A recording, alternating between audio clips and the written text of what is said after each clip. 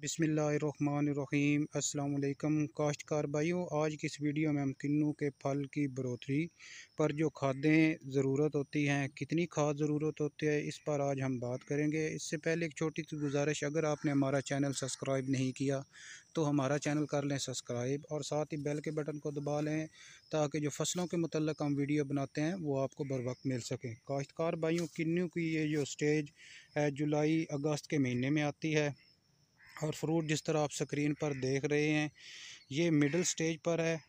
Fruit जो ये होता है, इसके पौधे को तवनाई की भी ज़रूरत होती है और इस पर जो मिनरल ग़िज़ाई अज्जा होते हैं उसकी भी ज़रूरत है। इस स्टेज पर पौधे को जब मानसून की बारिशें हों, दर्जा हरारत कम हो, जो दरमियानी उम्र के पौधे हैं जैसा आप देख रहे हैं, इस उम्र के पौधे को आप 1 किलोग्राम ज़रख़ेज़ ख़ास इस्तेमाल की जाए। अगर पौधा इससे छोटी उम्र का है तो मकदार में कमी करके आधा किलोग्राम कर दें।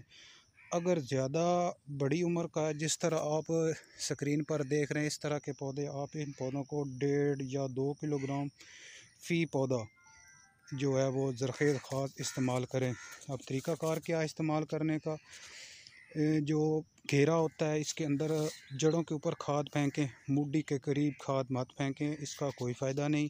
ज़राअत वाले यहाँ एक बात करते हैं कि खाद डालने से पहले सफाई होनी चाहिए। गोड्डी कर दें, हल्की हल्की, गहरी गोड्डी ना करें, इससे जड़ें ज़ख्मी हो जाती हैं। जिस पौधे की जड़ें ज़ख्मी हो जाएँ उस पर बीमारी भी लग सकती है, वो सूख भी सकता है, इसलिए हल्की हल्की गोड्डी करें और आपाशी कर दें, ऊपर से पानी लगा दें। बहरहाल ये तरीका भी ज़बरदस्त है, लेकिन हम खाद सिर्फ फेंकते हैं, ऊपर से पानी लगा देते हैं और जब वत्तर आता है तो हल्की गोड्डी कर देते हैं या रूटावेटर से उसको मतलब हाल चला देते हैं, ऊपर से रूटावेटर लगा देते हैं, वो गोड्डी कर देता है।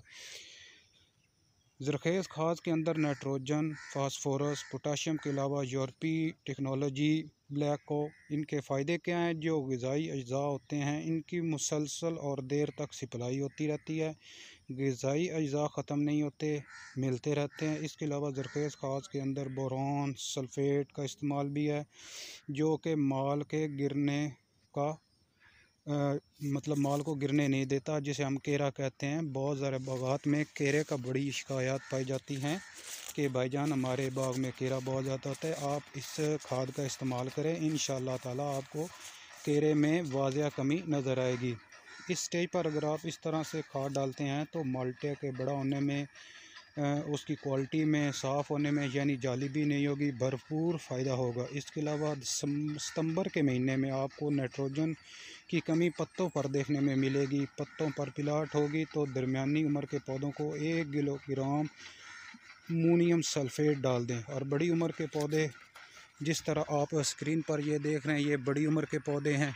फुल स्टेज पर ये पौधा इस वक्त, इसको तकरीबन 2-2.5 किलोग्राम अमीनो सल्फ़ेट दे, पौधे के घेरे के अंदर खाद डालें। फिर बता रहा हूँ, मुड्डी के साथ जो है खाद वो बिल्कुल मत डालें।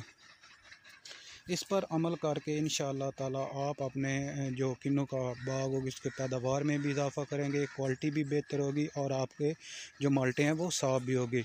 ये थी हमारी आज की वीडियो, उम्मीद है आप लोगों को पसंद आएगी। अपना ख्याल रखिएगा। अल्लाह हाफ़िज़।